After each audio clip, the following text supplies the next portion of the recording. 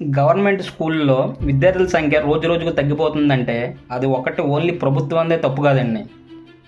ప్రభుత్వ ఉద్యోగాలు చేస్తున్న ఉపాధ్యాయులది కూడా.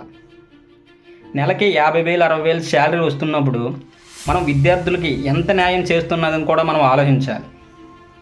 మనం విద్యార్థులను పట్టించుకోకుండా మనకు నచ్చినట్టుగా అంటే శాలరీ అనేది ఏ విధంగా వస్తుంది అనే ఉద్దేశంతో చాలామంది ఉపాధ్యాయులు మాత్రం 100లో 70% ఉన్నారు ఈ రోజుల్లో.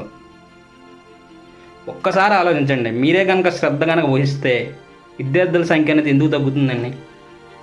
ప్రైవేట్ బడులతో మన ప్రభుత్వ పాఠశాల ఎందుకు పోటీ లేకుండా పోతున్నాయో ఒక్కసారి ఆలోచించండి.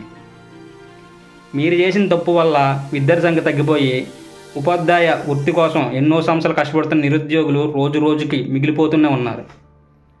దయచేసి విద్యార్థులకి శ్రద్ధ వహించి ఇప్పటికైనా మారాలని కోరుకుంటున్నాను.